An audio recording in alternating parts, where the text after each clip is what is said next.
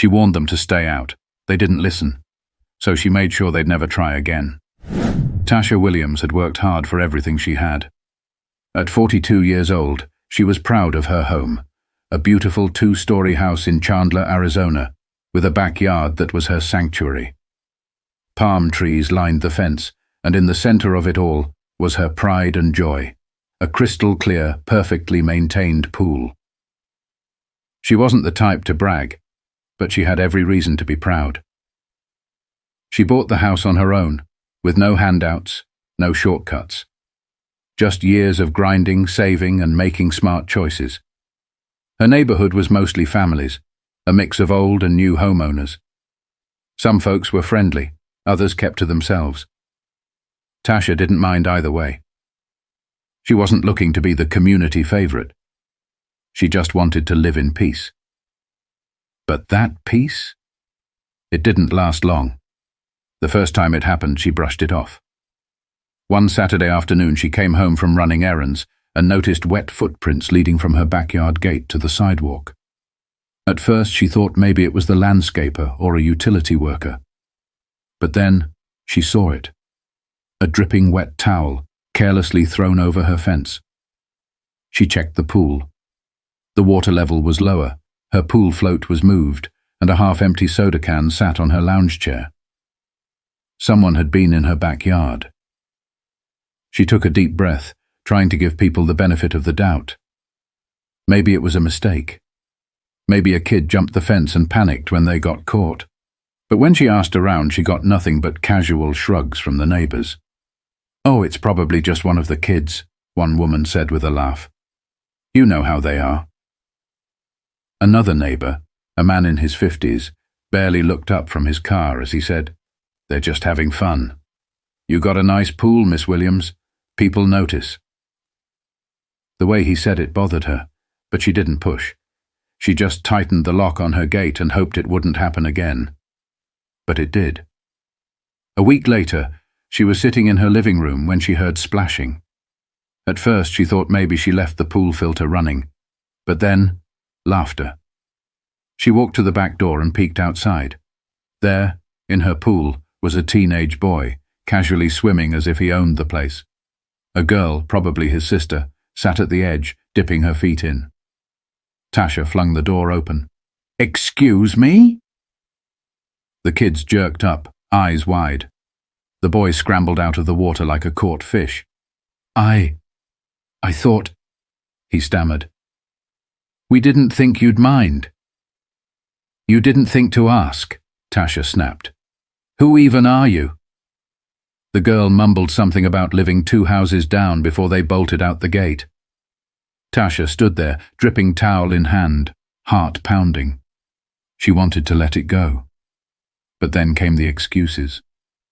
The next day, she confronted the kids' parents, expecting an apology.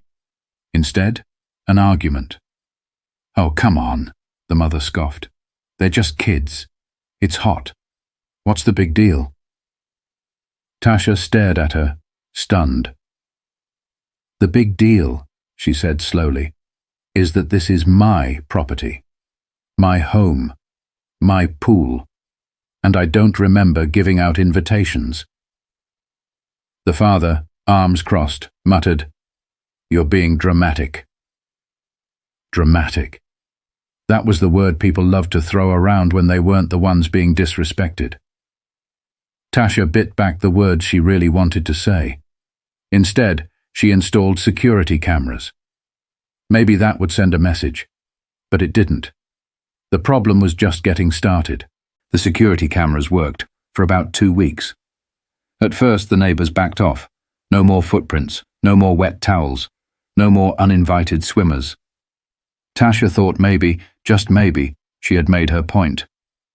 But then, on a scorching Saturday afternoon, she pulled into her driveway and noticed something strange.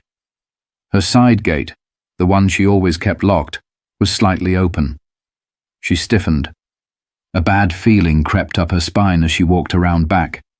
And there it was. Her yard, packed with people, not just kids, grown adults. Lounge chairs taken, beer bottles on the ground, Someone had even set up a folding table with snacks. And her pool? Full.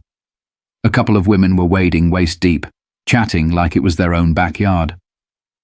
A man leaned against the pool ledge, grinning as he sipped a drink. For a second, Tasha thought she had lost it. Was this real?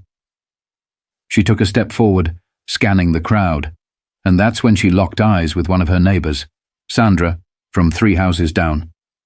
Sandra, who had never spoken to Tasha before, waved like this was some casual get-together. "Hey girl, hope you don't mind," she called out.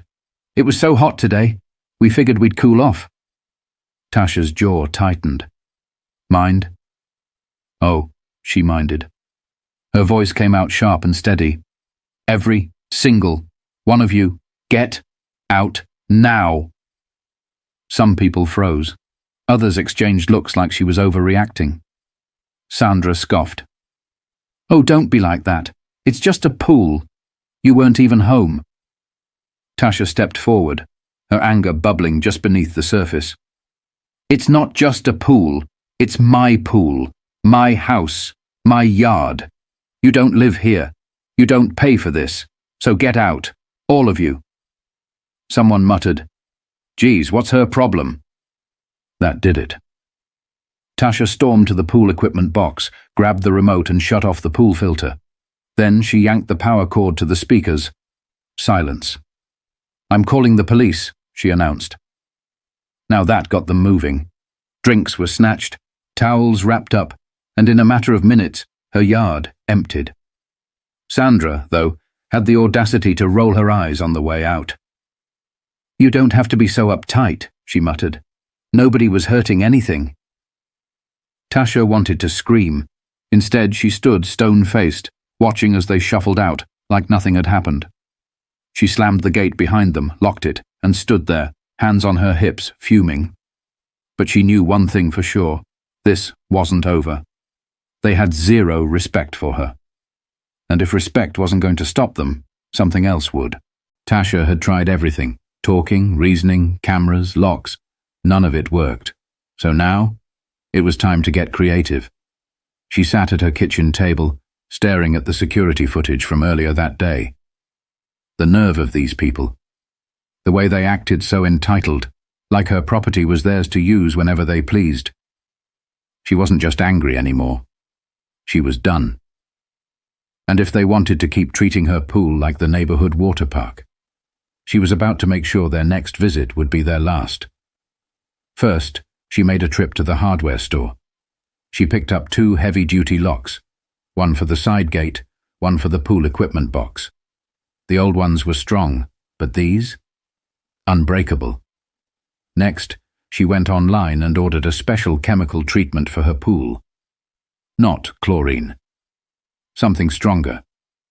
It wasn't dangerous, just a harmless but highly effective trick used by public pools to expose rule breakers.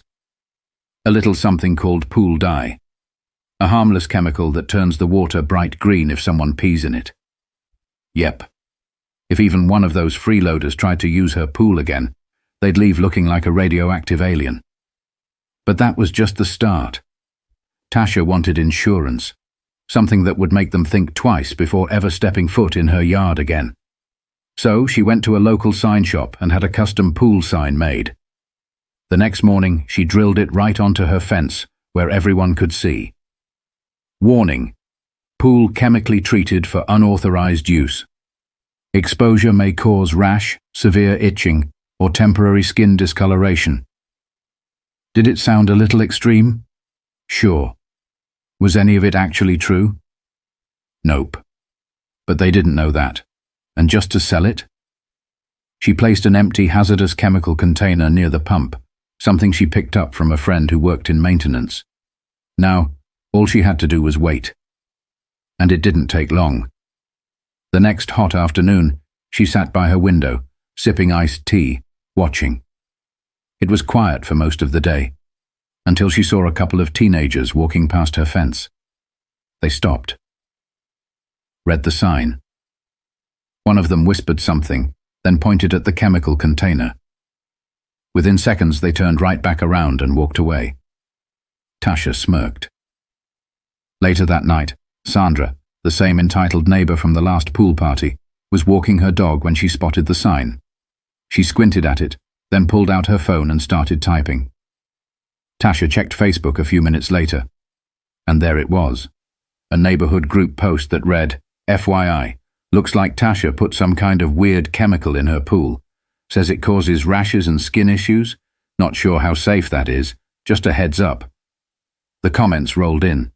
OMG, what if it leaks into the ground? That doesn't sound legal. Why does she even care so much? It's just water. Tasha laughed out loud. They were mad. Not because she was lying, not because they got caught, but because they realized their free ride was over, and if they wanted to test her, they were more than welcome to try. For the first time in months, Tasha finally felt at peace. No more random towels, no more strangers lounging in her yard, no more entitled attitudes. Her plan worked, or at least she thought it did. But then, the knock came. It was a Thursday evening when she heard it, sharp, impatient banging on her front door. She set down her drink and peeked through the peephole. Sandra, arms crossed, looking pissed. Tasha sighed. Here we go. She opened the door, keeping her face calm. Yes? Sandra didn't waste time. We need to talk. Tasha raised an eyebrow. Do we? Sandra huffed. Look, I don't know what your problem is, but people are saying you put some kind of dangerous chemicals in your pool. Tasha blinked, then smirked. I did, she said smoothly. To keep out uninvited guests. Sandra's jaw clenched. You can't do that. What if a kid touches the water? Tasha folded her arms. A kid? Who broke into my yard? Sandra faltered. That's not the point. It's exactly the point, Tasha shot back. I told people to stay out. They didn't listen, so I took precautions. Sandra scoffed. You're ridiculous. You don't even have kids. It's just sitting there going to waste. Tasha tilted her head. So, because I don't have kids, that means my pool is up for public use. Sandra rolled her eyes. Oh, come on, don't act like... Tasha cut her off. No. You come on, Sandra. You and the rest of these people have some nerve. You don't pay for my water bill. You don't clean my pool. But you expect to just help yourselves? Sandra's face turned red. Well, if you weren't so unfriendly, maybe people would actually like you. Tasha laughed, a deep, genuine laugh. That's your problem, Sandra. You think being liked means letting people walk all over you. Sandra opened her mouth, closed it, then shook her head in frustration. You know what? Forget it. She turned on her heel. Enjoy being the mean neighbor. Tasha called after her. Enjoy using your own hose this summer. Sandra stomped off. Tasha shut the door, smiling to herself. They were mad, but they had finally gotten the message. And just to be sure, she doubled down. The next morning she added a final touch, a motion-activated sprinkler system along the fence. If anyone tried to sneak in again, they'd get a nice cold wake-up call. But the best part? She didn't have to use it, because nobody tried again. The freeloading days were over. After months of frustration, Tasha had finally reclaimed her peace. The pool, hers again. The backyard, quiet. The entitlement, gone. And the best part? She never even had to call the police, because that was never the goal. She wasn't trying to cause a scene or make enemies. She just wanted what was hers to be respected. But here's the thing. Some people don't respect boundaries unless they're forced to. Tasha had tried to be nice. She had given warnings. She had even asked politely, and they had ignored her at every turn. But the second she flipped the script, they backed off. Because at the end of the day, people will take as much as you let them. It doesn't matter if it's your time, your space, your energy, or even your damn swimming pool. If you don't set boundaries, someone will walk all over you. So, was Tasha petty for what she did? Maybe.